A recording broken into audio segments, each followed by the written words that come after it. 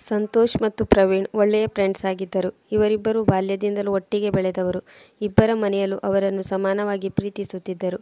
ಸಂತೋಷ್ರ ತಂದೆ ಒಂದು ಚಿಕ್ಕ ಕಂಪನಿಯಲ್ಲಿ ಕೆಲಸ ಮಾಡುತ್ತಿದ್ದರು. ಪ್ರವೀಣ್ ತಂದೆ ಉನ್ನತ ಹುದ್ದೆಯಲ್ಲಿದ್ದರು. ಪ್ರವೀಣ್ನಿಗೆ ಸಂತೋಷ್ ಮಾಡುವ ಬೇಲ್ಪುರಿ ತುಂಬ ಇಷ್ಟವಾಗುತ್ತಿತ್ತು. ಅವನು ಸಂತೋಷ್ನ ಮನೆಗೆ ಸಂತೋಷ್ ಮಾಡಿರುವ ಬೇಲ್ಪುರಿ ತಿನ್ನಲು ಬರುತ್ತಿದ್ದನು. ಇಬ್ಬರು ಸ್ನೇಹಿತರು ಒಳ್ಳೆಯ ಕಾಲೇಜಿನಲ್ಲಿ ಪ್ರವೇಶ ಪಡೆದಿದ್ದರು. ಅವರಿಬ್ಬರ ಫ್ರೆಂಡ್ಶಿಪ್ ಹಾಗೆ ಇತ್ತು. ಇಬ್ಬರು ಒಂದೇ ಕಾಲೇಜಿನಲ್ಲಿ ಬಿ.ಟೆಕ್ ಮಾಡುತ್ತಿದ್ದರು. ಈ ವರ್ಷ ಅವರಿಬ್ಬರ ಬಿ.ಟೆಕ್ ಓದು ಪೂರ್ಣಗೊಳ್ಳುತ್ತಿತ್ತು. ಕೆಲವು ದಿನಗಳ ನಂತರ ಪ್ರವೀಣ್ನ ತಂದೆ ಟ್ರಾನ್ಸ್ಫರ್ ಆದರು. ಪ್ರವೀಣ್ ಅವರ ಫ್ಯಾಮಿಲಿ ಈಗ ಲಕ್ನೌಗೆ ಶಿಫ್ಟ್ ಆದರು. ಹೀಗೆ 2 ವರ್ಷ ಕಳೆದು ಹೋಯಿತು. ಸಂತೋಷ್ ಎಂ.ಟೆಕ್ ಪೂರ್ಣಗೊಳಿಸಿದರು. ಅವರ ತಂದೆ ಆರೋಗ್ಯ ಸರಿ ಇರಲಿಲ್ಲ. ಅವನು ಒಂದು ಕಂಪನಿಯಲ್ಲಿ ಕೆಲಸಕ್ಕೆ ಸೇರಿಕೊಂಡನು. ಸಂತೋಷ್ನ ತಂದೆ ತಾಯಿಗಳು ಅವನಿಗೆ ಬೇಗನೆ ಮದುವೆ ಮಾಡಿದರು. ಮದುವೆಯ ನಂತರ ಅವನ ಜೀವನದಲ್ಲಿ ಬರೀ ದುಃಖವೇ ತುಂಬಿತ್ತು. ಮದುವೆಯ ಕೆಲವು ದಿನಗಳ ನಂತರ ಅವರ ತಂದೆ ನಿಧನರಾದರು. ಅವನು ತಂದೆಯ ಸಾವಿನ ದುಃಖವನ್ನು ಮರೆಯುವ ಮೊದಲೇ ಅವರ ತಾಯಿಗೆ ಹೃದಯಾಘಾತವಾಗಿ ಅವರು ಸಾವನ್ನಪ್ಪಿದರು. ತಂದೆ ತಾಯಿಯರ ನಿಧನದ ನಂತರ ಸಂತೋಷ್ ಪೂರ್ತಿಯಾಗಿ ಕುಸಿದು ಹೋದನು. ಅವನು ತುಂಬ ಹತಾಶೆಗೆ ಒಳಗಾದನು.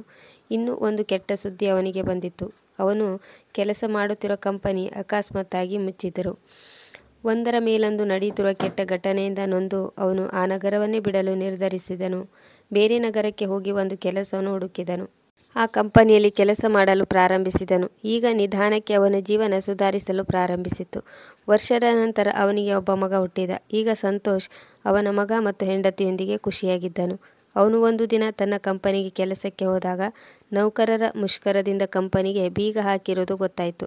ಕಂಪನಿಯ ಮಾಲೀಕರು ನೌಕರರ ಮುಷ್ಕರದ ವಿಷಯ ತಿಳಿಯುತ್ತಿದ್ದಂತೆ ಕಂಪನಿ ಬಂದ್ ಮಾಡಲು ನಿಶ್ಚಯಿಸಿದರು. ಕೆಲಸಗಾರರಿಗೆ ಕೊಡಬೇಕಿರುವ ಸಂಬಳವನ್ನು ಕೊಟ್ಟು ಕಂಪನಿ ಮುಚ್ಚಿದರು. ಸಂತೋಷ್ ಬೇರೆ ಕೆಲಸವನ್ನು ಹುಡುಕಲು ಪ್ರಾರಂಭಿಸಿದನು. ಆದರೆ ತುಂಬ ದಿನಗಳವರೆಗೆ ಪ್ರಯತ್ನಿಸಿ ಕೆಲಸ ಹುಡುಕಿದರೂ ಅವನಿಗೆ ಯಾವುದೇ ಕಂಪನಿಯಲ್ಲಿ ಕೆಲಸ ಸಿಗಲಿಲ್ಲ.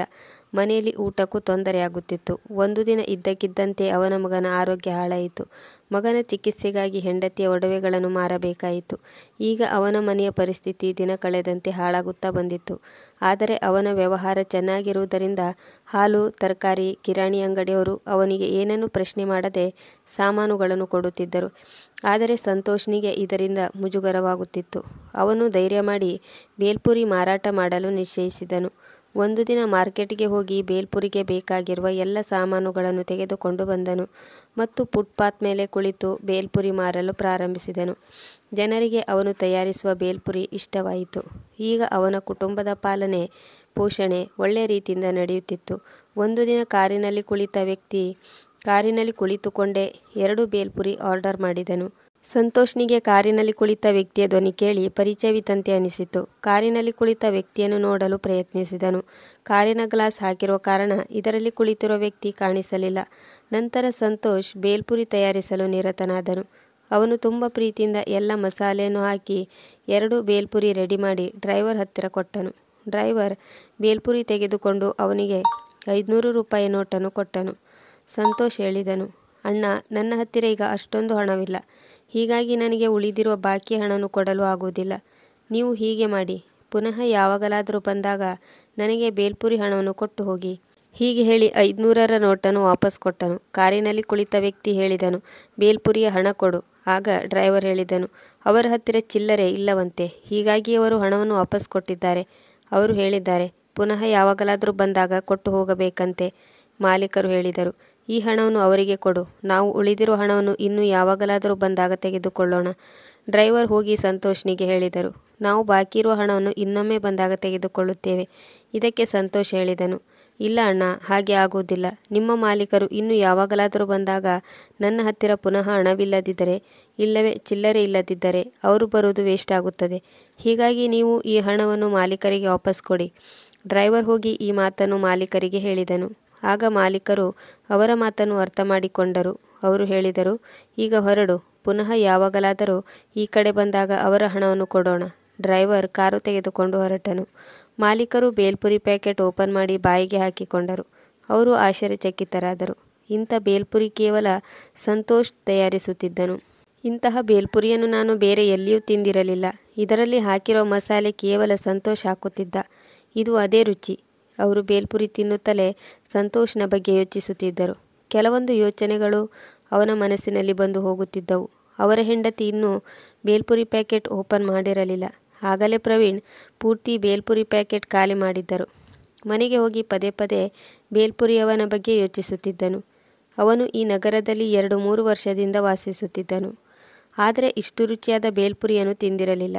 ಆದರೆ ಈ ಬೇಲ್ಪುರಿಯ ರುಚಿ ಅವನನ್ನು ಯೋಚಿಸುವಂತೆ ಮಾಡುತ್ತಿತ್ತು. ಪ್ರವೀಣ್ ಬೆಳಿಗ್ಗೆ ಬೇಗನೆ ಎದ್ದು ಆಫೀಸ್ನ ಟೈಮ್ಗೂ ಮೊದಲೇ ಹೊರಡಲು ರೆಡಿಯಾದನು. ಅವರ ಹೆಂಡತಿ ಕೇಳಿದಳು, ಇಂದು ಯಾವುದಾದ್ರೂ ಮೀಟಿಂಗ್ ಇದೆಯಾ? ಇಷ್ಟು ಬೇಗನೆ ಹೊರಡುತ್ತಿದ್ದೀರಿ? ಮೀಟಿಂಗ್ ಇಲ್ಲ, ಆದರೆ ಅದಕ್ಕಿಂತ ಮುಖ್ಯವಾದ ಕೆಲಸ ಇದೆ. ಅವರು ಕಾರಿನಲ್ಲಿ ಕುಳಿತುಕೊಂಡು ಡ್ರೈವರ್ಗೆ ಬೇಲ್ಪುರಿ ಅಂಗಡಿಯ ಹತ್ತಿರ ಹೋಗಲು ಹೇಳಿದರು. ಪ್ರವೀಣ್ ಕಾರಿನಿಂದ ಇಳಿದು ಸಂತೋಷ್ನಿಗಾಗಿ ಕಾಯುತ್ತಿದ್ದರು. ತುಂಬ ಸಮಯ ಕಳೆಯಿತು. ಸಂತೋಷ್ ಬೇಲ್ಪುರಿ ಮಾರಲು ಬರಲಿಲ್ಲ. ಅವನು ಇಂದು ಬೇಲ್ಪುರಿ ಮಾರಾಟ ಮಾಡದಿರಲು ನಿರ್ಧರಿಸಿದ್ದನು. ಏಕೆಂದರೆ ಸಂತೋಷ್ ಗಾಡಿ ಮಾಲೀಕನ ಧ್ವನಿಯನ್ನು ಗುರುತಿಸಿದ್ದನು. ಮನೆಗೆ ಹೋಗಿ ಏಕಾಂತದಲ್ಲಿ ಕುಳಿತು ಕಾರಿನ ಮಾಲೀಕನ ಧ್ವನಿಯ ಬಗ್ಗೆ ಆಳವಾಗಿ ಯೋಚಿಸಿದನು. ಇದು ಪ್ರವೀಣ್ನ ಧ್ವನಿ ಎಂದು ಗುರುತಿಸಿದ್ದನು ಮತ್ತು ಅವನು ಬೇಲ್ಪುರಿಯ ಭಕ್ತನೆನ್ನುವುದು ಅವನಿಗೆ ತಿಳಿದಿತ್ತು. ಅವನು ನಾನು ಮಾಡಿದ ಬೇಲ್ಪುರಿಯನ್ನು ತಿಂದು ನನ್ನನ್ನು ಗುರುತು ಹಿಡಿಯುತ್ತಾನೆ. ಮಾರನೇ ದಿನ ಅವನು ನನ್ನನ್ನು ನೋಡಲು ಖಂಡಿತ ಬಂದೇ ಬರುತ್ತಾನೆ.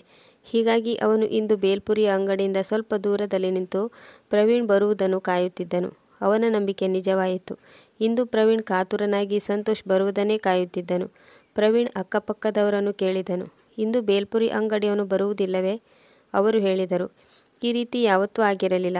ಬೆಳಿಗ್ಗೆ 8 ಗಂಟೆಗೆ ಬಂದರೆ ರಾತ್ರಿ 8 ಗಂಟೆಗೆ ಮನೆಗೆ ಹೋಗುತ್ತಿದ್ದನು. ಇಂದೇ ಮೊದಲ ಬಾರಿಗೆ ಅವನು ಬೇಲ್ಪುರಿ ಅಂಗಡಿಗೆ ಬಾರದಿರುವುದು. ಯಾರಿಗೂ ಏನನ್ನೂ ಹೇಳಲಿಲ್ಲ. ವಿಧಿ ಅವನ ಜೊತೆ ಆಟವಾಡುತ್ತಿದೆ. ಇಷ್ಟು ಓದು ಬರಹ ಕಲಿತರೂ ಬೇಲ್ಪುರಿ ಮಾರಾಟ ಮಾಡುತ್ತಿದ್ದಾನೆ. ಪ್ರವೀಣ್ನಿಗೆ ಆಫೀಸ್ನಿಂದ ಪದೇ ಪದೇ ಫೋನ್ ಬರುತ್ತಿತ್ತು. ಅವನಿಗೆ ಇಂದು ತುಂಬ ಲೇಟಾಗಿತ್ತು. ಪ್ರವೀಣ್ ಗಾಡಿಯಲ್ಲಿ ಕುಳಿತುಕೊಂಡು ಕಂಪನಿಗೆ ಹೊರಟನು. ಅವನು ಕಂಪನಿಯಲ್ಲಿ ಜನರಲ್ ಮ್ಯಾನೇಜರ್ ಆಗಿ ಕೆಲಸ ಮಾಡುತ್ತಿದ್ದನು. ಕಂಪನಿಯ ಪೂರ್ತಿ ಜವಾಬ್ದಾರಿಯನ್ನು ಕಂಪನಿಯ ಮಾಲೀಕರು ಪ್ರವೀಣ್ ಹೆಗಲ ಮೇಲೆ ಹಾಕಿದ್ದರು. ಕಾರಿನಲ್ಲಿ ಕುಳಿತು ಪ್ರವೀಣ್ ಪದೇ ಪದೇ ಸಂತೋಷ್ನ ಬಗ್ಗೆ ಯೋಚಿಸುತ್ತಿದ್ದರು. ಆಗ ಅವನ ಮನಸ್ಸಿನಲ್ಲಿ ತಟ್ಟನೆ ಒಂದು ಯೋಚನೆ ಬಂದಿತ್ತು. ನಾನು ಡ್ರೈವರ್ ಜೊತೆ ಮಾತನಾಡುತ್ತಿರುವುದನ್ನು ಸಂತೋಷ್ ಅವಶ್ಯವಾಗಿ ಕೇಳಿಸಿಕೊಂಡಿರುತ್ತಾನೆ. ಅವನು ನನ್ನ ಧ್ವನಿಯನ್ನು ಗುರುತಿಸಿರುತ್ತಾನೆ ಮತ್ತು ನಾನು ಅವನನ್ನು ಭೇಟಿಯಾಗಲು ಬರುತ್ತೇನೆಂದು ಅವನು ಊಹಿಸಿರುತ್ತಾನೆ. ಇಂದು ಅವನು ತನ್ನ ಪರಿಸ್ಥಿತಿಯನ್ನು ಮುಚ್ಚಿಡಲು ಬೇಲ್ಪುರಿ ಮಾರಾಟ ಮಾಡಲು ಬಂದಿಲ್ಲ. ಅವನಿಗೆ ತಿಳಿದಿರುತ್ತದೆ ನಾನು ಬೇಲ್ಪುರಿ ತಿಂದು ಅವನನ್ನು ಗುರುತು ಹಿಡಿಯುತ್ತೇನೆ ಎಂದು. ಹೀಗಾಗಿ ಪ್ರವೀಣ್ ಸಂತೋಷ್ನನ್ನು ನೇರವಾಗಿ ಭೇಟಿಯಾಗುವ ವಿಚಾರವನ್ನು ತೆಗೆದುಹಾಕುತ್ತಾನೆ. ಅವನ ಸ್ವಾಭಿಮಾನಕ್ಕೆ ಪೆಟ್ಟು ಕೊಡುವುದು ಸರಿಯಲ್ಲ. ಮನೆಗೆ ಬಂದು ಅವನು ಯೋಚನೆಯಲ್ಲಿ ಮುಳುಗಿದನು. ಇನ್ನು ಯಾವ ರೀತಿ ಸಂತೋಷ್ನಿಗೆ ಸಹಾಯ ಮಾಡುವುದು? ಅವನಿಗೆ ಗೊತ್ತಾಗದ ರೀತಿಯಲ್ಲಿ ಸಹಾಯ ಮಾಡಬೇಕು. ಅವನು ಈ ವಿಚಾರವಾಗಿ ಯೋಚನೆ ಮಾಡುವುದನ್ನು ನೋಡಿ ಅವನ ಹೆಂಡತಿ ಕೇಳಿದಳು, ಏನು ವಿಷಯ? ಇಂದು ನಿಮ್ಮ ಮನಸ್ಸು ಸರಿಯಿದ್ದಂತೆ ಕಾಣುತ್ತಿಲ್ಲ. ಇಲ್ಲಿವರೆಗೆ ನೀವು ಈ ರೀತಿ ಚಿಂತಿಸಿರುವುದನ್ನು ನಾನು ನೋಡಿರಲಿಲ್ಲ. ಪ್ರವೀಣ್ ತನ್ನ ಹೆಂಡತಿಯ ಎದುರು ಗೆಳೆಯನನ್ನು ಯಾವಾಗಲೂ ಹೊಗಳುತ್ತಿದ್ದನು. ಹೀಗಾಗಿ ತನ್ನ ಗೆಳೆಯನ ಈ ಪರಿಸ್ಥಿತಿಯ ಬಗ್ಗೆ ಹೆಂಡತಿ ಜೊತೆ ಹೇಳಲು ಇಷ್ಟಪಡಲಿಲ್ಲ. ಏನೂ ಇಲ್ಲ, ಸ್ವಲ್ಪ ಆಫೀಸ್ ಸಮಸ್ಯೆ, ಅದು ಬೇಗನೆ ಸರಿ ಹೋಗುತ್ತದೆ. ಹೀಗೆ ಹೇಳಿ ರೂಮಿಂದ ಹೊರಬಂದು ಕುಳಿತುಕೊಂಡನು. ಮಾರನೇ ದಿನ ಪ್ರವೀಣ್ ತನ್ನ ವಿಶ್ವಾಸಕ್ಕೆ ಪಾತ್ರರಾದ ಒಬ್ಬ ನೌಕರರನ್ನು ಕರೆದು ಅವನನ್ನು ಸಂತೋಷ್ನ ಹತ್ತಿರ ಬೇಲ್ಪುರಿ ತೆಗೆದುಕೊಂಡು ಬರಲು ಪ್ರತಿದಿನ ಕಳುಹಿಸುತ್ತಿದ್ದನು. ಹೀಗೆ ಪ್ರವೀಣ್ ಸಂತೋಷ್ನ ಬಗ್ಗೆ ಅವನ ಜೀವನದಲ್ಲಿ ನಡೆದಿರುವ ಘಟನೆಯನ್ನು ಪೂರ್ತಿಯಾಗಿ ತಿಳಿದುಕೊಂಡನು. ಒಂದು ದಿನ ನೌಕರ ಪ್ರವೀಣ್ ಸೂಚನೆ ಮೇರೆಗೆ ನಗರದಲ್ಲಿ ಒಂದು ಒಳ್ಳೆಯ ಕಂಪನಿಯಲ್ಲಿ ಕೆಲಸ ಖಾಲಿ ಇರುವುದಾಗಿ ಸಂತೋಷ್ನಿಗೆ ಹೇಳಿದನು. ಅವನಿಗೆ ಆ ಕಂಪನಿಯಲ್ಲಿ ಕೆಲಸ ಸಿಗುವುದಾಗಿ ಪೂರ್ತಿ ಭರವಸೆಯನ್ನು ನೀಡಿದನು. ಆದರೆ ಸಂತೋಷ್ ಕಂಪನಿಗೆ ಇಂಟರ್ವ್ಯೂ ಕೊಡಲು ನಿರಾಕರಿಸಿದನು. ಅವನು ಹೇಳಿದನು, ಅಣ್ಣ, ಕಂಪನಿಗಳಲ್ಲಿ ಮೊದಲೇ ಹುದ್ದೆಯನ್ನು ಭರ್ತಿ ಮಾಡಿಕೊಂಡು ಆನಂತರ ನಾಮಮಾತ್ರಕ್ಕೆ ಇಂಟರ್ವ್ಯೂ ತೆಗೆದುಕೊಳ್ಳುತ್ತಾರೆ. ಇದಕ್ಕೆ ನೌಕರನು ಹೇಳಿದ, ಇಲ್ಲ ಅಣ್ಣ, ಈ ಕಂಪನಿ ಮ್ಯಾನೇಜರ್ ತುಂಬ ಪ್ರಾಮಾಣಿಕರು. ಅವರು ಯೋಗ್ಯತೆಯನ್ನು ನೋಡುತ್ತಾರೆ, ಶಿಫಾರಸನ್ನು ಎಂದಿಗೂ ಸ್ವೀಕರಿಸುವುದಿಲ್ಲ. ನಿಮ್ಮ ಹತ್ತಿರ ಈ ಕಂಪನಿ ಕೆಲಸಕ್ಕೆ ಬೇಕಾಗಿರುವ ಎಲ್ಲ ಅರ್ಹತೆ ಇದೆ. ನೀವು ಒಂದು ಬಾರಿ ಈ ಕಂಪನಿಗೆ ಅವಶ್ಯವಾಗಿ ಇಂಟರ್ವ್ಯೂ ಕೊಡಿ. ಒಂದು ವೇಳೆ ನೌಕರಿ ಸಿಗದಿದ್ದರೆ ಹೇಗೂ ನೀವು ಬೇಲ್ಪುರಿ ಮಾಡುತ್ತಿದ್ದೀರಿ, ಇದನ್ನೇ ಮಾಡಿದ್ದರಾಯಿತು. ಇದರಲ್ಲಿ ಕಳೆದುಕೊಳ್ಳುವಂಥದ್ದು ಏನೂ ಇಲ್ಲ. ಹೀಗೆ ಹೇಳಿ ಅವನು ಅಲ್ಲಿಂದ ಹೊರಟನು. ಮನೆಗೆ ಹೋಗಿ ಸಂತೋಷ್ ಯೋಚನೆ ಮಾಡಿದನು. ಅವನು ಹೇಳಿದ್ದು ಸರಿ ಇದೆ. ಒಂದು ಬಾರಿ ಇಂಟರ್ವ್ಯೂಗೆ ಹೋಗುವುದರಲ್ಲಿ ಏನೂ ತೊಂದರೆ ಇಲ್ಲ. ಯಾರಿಗೆ ಗೊತ್ತು, ಅವನ ಮಾತು ಸರಿ ಇರಬಹುದು. ಮರುದಿನ ಸಂತೋಷ್ ಬೆಳಿಗ್ಗೆ ಬೇಗ ಎದ್ದು ತಯಾರಾಗಿ ಕಂಪನಿಗೆ ಇಂಟರ್ವ್ಯೂ ಕೊಡಲು ಹೋದನು. ಈ ಕಡೆ ಕಂಪನಿಯಲ್ಲಿ ಪ್ರವೀಣ್ ಇಂಟರ್ವ್ಯೂ ಮಾಡಲು ಒಂದು ಮಂಡಳಿಯನ್ನು ರಚಿಸಿದ್ದನು. ಮಂಡಳಿಯ ಸದಸ್ಯರಿಗೆ ಸೂಚನೆಯನ್ನು ನೀಡಿದನು. ನನಗೆ ತೃಪ್ತಿಯಾಗುವ ಹಾಗೆ ಯೋಗ್ಯ ಅಭ್ಯರ್ಥಿಗಳನ್ನು ಆರಿಸಿ ನನ್ನ ಬಳಿಗೆ ಕಳುಹಿಸಿ. ಅಧಿಕಾರಿಗಳು ಬಂದ ಎಲ್ಲ ಅಭ್ಯರ್ಥಿಗಳನ್ನು ಇಂಟರ್ವ್ಯೂ ಮಾಡಿದ್ದರು. ಅದರಲ್ಲಿ 3 ಅಭ್ಯರ್ಥಿಗಳನ್ನು ಸೆಲೆಕ್ಟ್ ಮಾಡಿ ಲೀಸ್ಟ್ ಪ್ರವೀಣ್ ಬಳಿಗೆ ಕಳುಹಿಸಿದ್ದರು. ಅದರಲ್ಲಿ ಮೊದಲನೇ ಹೆಸರು ಸಂತೋಷ್ನದಾಗಿತ್ತು. ಪ್ರವೀಣ್ ಸಂತೋಷ್ನ ಹೆಸರಿಗೆ ಒಪ್ಪಿಗೆಯನ್ನು ನೀಡಿದನು. ಆಡಳಿತ ಮಂಡಳಿ ಸಂತೋಷ್ನನ್ನು ಕರೆದು ಆ ಕಂಪನಿಯ ಪ್ರೊಡಕ್ಷನ್ ಇನ್ಚಾರ್ಜ್ ಹುದ್ದೆಗೆ ನೇಮಕ ಮಾಡಿದರು. ಸಂತೋಷ್ ತನ್ನನ್ನು ತಾನೇ ನಂಬದಾದ. ಇಷ್ಟು ದೊಡ್ಡ ಕಂಪನಿಯಲ್ಲಿ ಇಷ್ಟು ದೊಡ್ಡ ಹುದ್ದೆ ನನಗೆ ಸಿಗುವುದೆಂದರೆ ಅವನು ಮನಪೂರ್ವಕವಾಗಿ ನೌಕರನಿಗೆ ಧನ್ಯವಾದ ಹೇಳಿದ. ಸಂತೋಷ್ ಮೊದಲಿಗೆ ದೇವಸ್ಥಾನಕ್ಕೆ ಹೋಗಿ ಪೂಜೆಯನ್ನು ಸಲ್ಲಿಸಿ ಪ್ರಸಾದವನ್ನು ತೆಗೆದುಕೊಂಡ ಮತ್ತು ಮನೆಗೆ ಬಂದು ಹೆಂಡತಿಯನ್ನು ಎತ್ತಿಕೊಂಡು ಜೋರಾಗಿ ಹೇಳಿದನು, ನಮ್ಮ ಅದೃಷ್ಟದ ಬಾಗಿಲು ತೆರೆಯಿತು. ದೇವರು ನಮ್ಮ ಮೊರೆಯನ್ನು ಕೇಳಿಸಿಕೊಂಡ. ನನಗೆ ನೌಕರಿ ಸಿಕ್ಕಿತು. ಅವನ ಹೆಂಡತಿ ತುಂಬ ಖುಷಿಪಟ್ಟಳು ಮತ್ತು ಎಲ್ಲರೂ ದೇವಸ್ಥಾನಕ್ಕೆ ದೇವರ ಆಶೀರ್ವಾದ ಪಡೆದುಕೊಳ್ಳಲು ಹೋದರು. ಸಂತೋಷ್ನ ಪೂರ್ತಿ ಕುಟುಂಬ ಖುಷಿಯಲ್ಲಿ ಮುಳುಗಿತ್ತು. ಬೆಳಿಗ್ಗೆ ಸಂತೋಷ್ ನೌಕರಿಗೆ ಹೋಗುವ ಮೊದಲು ತನ್ನ ಬೇಲ್ಪುರಿ ಅಂಗಡಿಗೆ ಹೋದನು ಮತ್ತು ತನ್ನ ಎಲ್ಲ ಸ್ನೇಹಿತರಿಗೆ ಸಿಹಿಯನ್ನು ಹಂಚಿದನು. ಅವನ ಎಲ್ಲ ಸ್ನೇಹಿತರು ಅವನಿಗೆ ಅಭಿನಂದನೆಯನ್ನು ಹೇಳಿದರು. ನಂತರ ಕಂಪನಿಗೆ ಹೋಗಿ ತನ್ನ ಹುದ್ದೆಯನ್ನು ಸ್ವೀಕರಿಸಿದನು ಮತ್ತು ನಿಷ್ಠೆಯಿಂದ ಕಂಪನಿಯ ಕೆಲಸದಲ್ಲಿ ಮಗ್ನನಾದನು. ಸಂತೋಷ್ ತನ್ನ ಕೆಲಸದಿಂದ ಕಂಪನಿಯ ಎಲ್ಲ ಜನರ ಮನಸ್ಸನ್ನು ಗೆದ್ದನು. ಅವನನ್ನು ಎಲ್ಲರೂ ಹೊಗಳುತ್ತಿದ್ದರು. 1 ತಿಂಗಳಲ್ಲಿ ಕಂಪನಿಯ ಪ್ರೊಡಕ್ಷನ್ ಕೂಡ ಹೆಚ್ಚಿತ್ತು. ಅವನಿಗೆ ಈ ಸಮಯದಲ್ಲಿ ಒಂದು ವಿಚಿತ್ರವೆನಿಸಿದ ಸಂಗತಿಯೆಂದರೆ ಕಂಪನಿಯ ಮ್ಯಾನೇಜರ್ ಅವನನ್ನು ಎಂದಿಗೂ ಭೇಟಿಯಾಗಿರಲಿಲ್ಲ. ಅವನು ಕಂಪನಿ ಮ್ಯಾನೇಜರ್ನನ್ನು ಭೇಟಿಯಾಗಲು ಪ್ರಯತ್ನಿಸಿದಾಗ ಮ್ಯಾನೇಜರ್ ಇನ್ನೊಂದು ದಿನ ಬರಲು ಹೇಳುತ್ತಿದ್ದರು.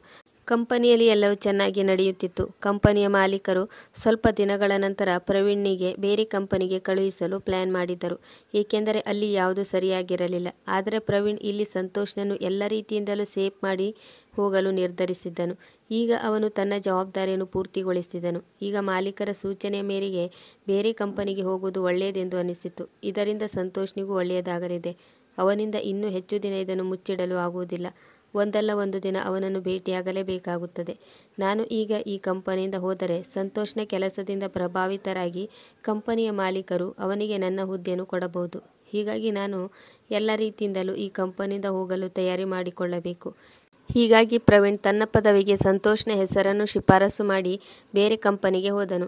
ಕಂಪನಿಯ ಮಾಲೀಕರು ಪ್ರವೀಣ್ನ ಶಿಫಾರಸಿನ ಆಧಾರದ ಮೇಲೆ ಅವನ ಹುದ್ದೆಗೆ ಸಂತೋಷ್ನನ್ನು ಆಯ್ಕೆ ಮಾಡಿದರು. ಸಂತೋಷ್ನನ್ನು ಆ ಕಂಪನಿಯ ಜನರಲ್ ಮ್ಯಾನೇಜರ್ ಆಗಿ ನೇಮಿಸಿದರು. ಸಂತೋಷ್ನಿಗೆ ತನ್ನನ್ನು ಜನರಲ್ ಮ್ಯಾನೇಜರ್ ಆಗಿ ಪ್ರಮೋಷನ್ ಮಾಡಿದ್ದಾರೆ ಎಂದು ತಿಳಿಯಿತು.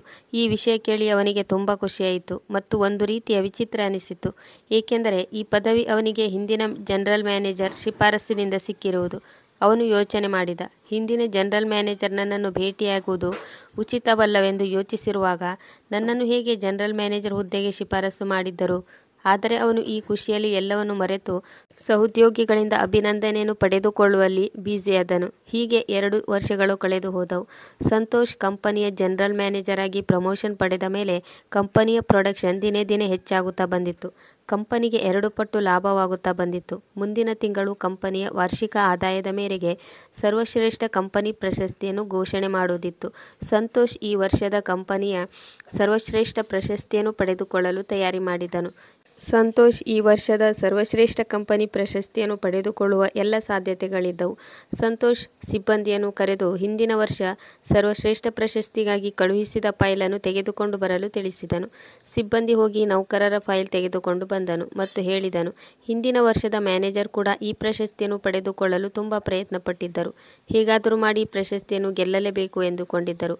ಆದರೆ ಅವರ ಅದೃಷ್ಟವೇ ಚೆನ್ನಾಗಿರಲಿಲ್ಲ. ಅವರು 2-3 ವರ್ಷದಿಂದ ಕಂಪನಿಯ ಸರ್ವಶ್ರೇಷ್ಠ ಪ್ರಶಸ್ತಿಯನ್ನು ಪಡೆದುಕೊಳ್ಳಲು ಪ್ರಯತ್ನಿಸುತ್ತಲೇ ಇದ್ದರು. ಆದರೆ ಈ ಪ್ರಶಸ್ತಿ ಸಿಗುವುದಾದರೂ ಹೇಗೆ?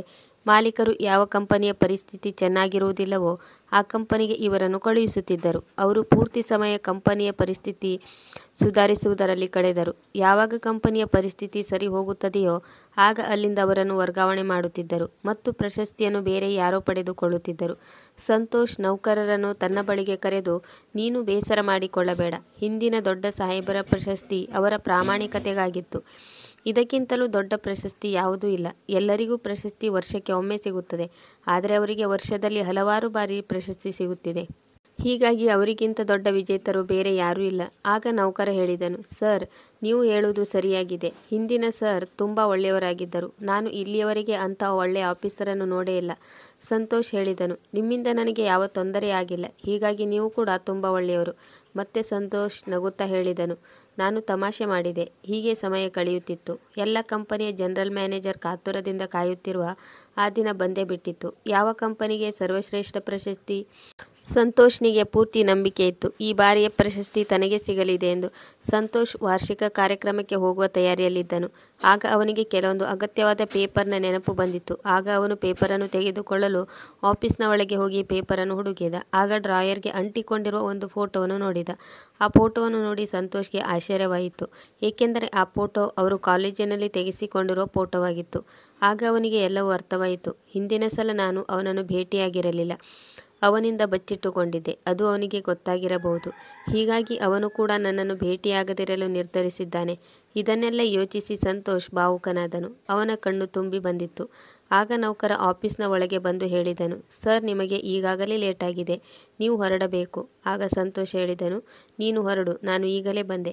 ನೌಕರ ಹೊರಹೋದ ಮೇಲೆ ಸಂತೋಷ್ ಕಣ್ಣೀರು ಒರೆಸಿಕೊಳ್ಳುತ್ತಾ ಆಫೀಸ್ನಿಂದ ಹೊರಬಂದು ಕಾರಿನಲ್ಲಿ ಕುಳಿತುಕೊಂಡು ಹೊರಟನು. ವಾರ್ಷಿಕ ಕಾರ್ಯಕ್ರಮಕ್ಕೆ ಹೋಗಿ ಮೊದಲು ಈ ವರ್ಷದ ಟಾಪ್ ಲೀಸ್ಟ್ನಲ್ಲಿ ಯಾವ ಯಾವ ಕಂಪನಿ ಇವೆ ಎನ್ನುವುದನ್ನು ತಿಳಿದುಕೊಂಡನು. ಈ ವರ್ಷದ ಪ್ರಶಸ್ತಿಯ ಲೀಸ್ಟಲ್ಲಿ ಕೇವಲ 2 ಕಂಪನಿಗಳು ಮಾತ್ರ ಇವೆ ಎನ್ನುವುದು ಅವನಿಗೆ ಗೊತ್ತಾಯಿತು. ಒಂದು ಅವನದು, ಇನ್ನೊಂದು ಪ್ರವೀಣ್ನದ್ದು. ಇದನ್ನು ಕೇಳಿ ಸಂತೋಷ್ನಿಗೆ ದುಃಖವಾಯಿತು. ಅವನು ಓಡುತ್ತಾ ನಿರ್ಣಾಯಕ ಮಂಡಳಿಯ ಸದಸ್ಯರ ಆಫೀಸ್ಗೆ ಹೋದನು ಮತ್ತು ಕೈಮುಗಿದು ತನ್ನ ಹೆಸರನ್ನು ಪ್ರಶಸ್ತಿಯ ಲೀಸ್ಟಿಂದ ತೆಗೆದುಹಾಕಲು ಕೇಳಿಕೊಂಡನು. ಇದನ್ನು ನಿರ್ಣಾಯಕ ಮಂಡಳಿಯ ಸದಸ್ಯರು ಒಪ್ಪಿಕೊಳ್ಳಲಿಲ್ಲ. ಸಂತೋಷ್ ವಿನಂತಿಸಿಕೊಳ್ಳುತ್ತಾ ಹೇಳಿದ, ನನ್ನ ಫ್ರೆಂಡ್ ನನಗೆ ದೇವರಿಗೆ ಸಮಾನ. ನಾನು ನನ್ನ ಫ್ರೆಂಡ್ ಜೊತೆ ಕಾಂಪಿಟೇಷನ್ ಮಾಡುವುದಿಲ್ಲ. ದಯವಿಟ್ಟು ನನ್ನ ಹೆಸರನ್ನು ತೆಗೆದುಹಾಕಿ. ನಿರ್ಣಾಯಕ ಮಂಡಳಿಯವರು ಅವನ ಮಾತನ್ನು ಕೇಳಿ ಅವನನ್ನು ಹೊರಹೋಗಲು ತಿಳಿಸಿದರು. ಇಂದು ಅವರಿಗೆ ತಮ್ಮನ್ನು ತಾವೇ ನಂಬಲಾಗಲಿಲ್ಲ. ಇಂತಹ ಗೆಳೆಯರು ಇರುತ್ತಾರಾ? ಇಂತಹ ಫ್ರೆಂಡ್ಸ್ ಸಿನಿಮಾ ಕಥೆಗಳಲ್ಲಿ ಇರುತ್ತಾರೆ. ಒಬ್ಬರಿಗೊಬ್ಬರು ಜೀವ ಕೊಡಲು ತಯಾರಾಗಿರುತ್ತಾರೆ. ಸ್ವಲ್ಪ ಸಮಯದ ಹಿಂದೆ ಪ್ರವೀಣ್ ಕೂಡ ನಿರ್ಣಾಯಕ ಮಂಡಳಿ ಸದಸ್ಯರ ಹತ್ತಿರ ಇದೇ ಮಾತನ್ನು ಹೇಳಿದ್ದನು. ತನ್ನ ಹೆಸರನ್ನು ವಾಪಸ್ ತೆಗೆದುಕೊಳ್ಳಲು ವಿನಂತಿಸಿಕೊಂಡಿದ್ದನು. ಇಬ್ಬರು ಸ್ನೇಹಿತರು ತಮ್ಮ ತಮ್ಮ ಗಾಡಿಯಲ್ಲಿ ಹೋಗಿ ಕುಳಿತುಕೊಂಡರು ಮತ್ತು ತಮ್ಮ ಗೆಳೆಯನ ಹೆಸರನ್ನು ಘೋಷಣೆ ಮಾಡುವುದನ್ನು ಕೇಳಿಸಿಕೊಳ್ಳಲು ಕಾಯುತ್ತಿದ್ದರು. ಅವರು ತಮ್ಮ ಗೆಳೆಯನ ಹೆಸರನ್ನು ಅನೌನ್ಸ್ ಮಾಡುತ್ತಿದ್ದಂತೆ ಮನೆಗೆ ಹೋಗಲು ಯೋಚಿಸಿದ್ದರು. ಆದರೆ ನಿರ್ಣಾಯಕ ಮಂಡಳಿ ಒಂದು ಮಹತ್ವವಾದ ನಿರ್ಣಯವನ್ನು ತೆಗೆದುಕೊಂಡಿತ್ತು. ಈ ಬಾರಿ ಒಂದಲ್ಲ 2 ಕಂಪನಿ ಸರ್ವಶ್ರೇಷ್ಠ ಕಂಪನಿ ಪ್ರಶಸ್ತಿಗೆ ಆಯ್ಕೆ ಮಾಡಲಾಗಿದೆ. ಹಾಗೆ ಇಬ್ಬರು ಸ್ನೇಹಿತರ ಹೆಸರನ್ನು ಘೋಷಣೆ ಮಾಡಲಾಗುತ್ತದೆ. ಇಬ್ಬರು ಸ್ನೇಹಿತರು ಆಶ್ಚರ್ಯಗೊಂಡರು. ಈಗ ಅವರು ಒಬ್ಬರಿಗೊಬ್ಬರು ಮುಖಾಮುಖಿಯಾಗುವುದು ಅನಿವಾರ್ಯವಾಯಿತು. ಅನೌನ್ಸರ್ ಇಬ್ಬರು ಸ್ನೇಹಿತರ ಸ್ನೇಹದ ಬಗ್ಗೆ ವೇದಿಕೆ ಮೇಲೆ ಹೇಳಿದರು. ಹೇಗೆ ಇಬ್ಬರು ಸ್ನೇಹಿತರು ಒಬ್ಬರಿಗಾಗಿ ಒಬ್ಬರು ಎಂತಹ ತ್ಯಾಗಕ್ಕೂ ಸಿದ್ಧರಿದ್ದಾರೆ ಎಂದು. ಇಬ್ಬರು ಸ್ನೇಹಿತರು ವೇದಿಕೆಗೆ ಬಂದರು. ಒಬ್ಬರನ್ನೊಬ್ಬರು ನೋಡಿ ಭಾವುಕರಾಗಿ ಒಬ್ಬರಿಗೊಬ್ಬರು ಒಪ್ಪಿಕೊಂಡರು. ಅನೌನ್ಸರ್ ಮಾತು ಕೇಳಿ ಹಾಲಲ್ಲಿ ಕುಳಿತ ಎಲ್ಲರ ಕಣ್ಣು ಒದ್ದೆಯಾಯಿತು. ಎಲ್ಲರೂ ಇಬ್ಬರು ಸ್ನೇಹಿತರ ಒಳ್ಳೆತನ ಮತ್ತು ಪ್ರೀತಿಗೆ ಸಲಾಂ ಹೊಡೆದರು. ಪೂರ್ತಿ ಹಾಲ್ ಚಪ್ಪಾಳೆಯ ಸದ್ದಿನಿಂದ ತುಂಬಿ ಹೋಯಿತು. ಜೋರಾದ ಚಪ್ಪಾಳೆಯ ಶಬ್ದದೊಂದಿಗೆ ಇಬ್ಬರು ಸ್ನೇಹಿತರು ಸರ್ವಶ್ರೇಷ್ಠ ಕಂಪನಿಯ ಪ್ರಶಸ್ತಿಯನ್ನು ಪಡೆದುಕೊಂಡರು. ಪ್ರಿಯ ವೀಕ್ಷಕರೇ, ನಿಮಗೆ ಈ ಕತೆ ಇಷ್ಟವಾಗಿದ್ದಲ್ಲಿ ಇದಕ್ಕೊಂದು ಲೈಕ್ ಕೊಡಿ, ಕಮೆಂಟ್ ಮಾಡಿ, ಶೇರ್ ಮಾಡಿ ಮತ್ತು ಸಬ್ಸ್ಕ್ರೈಬ್ ಮಾಡಿ. ಮುಂದಿನ ಕಥೆಯೊಂದಿಗೆ ಮತ್ತೆ ಭೇಟಿಯಾಗೋಣ. ಕತೆ ಕೇಳಿದ್ದಕ್ಕೆ ಧನ್ಯವಾದಗಳು.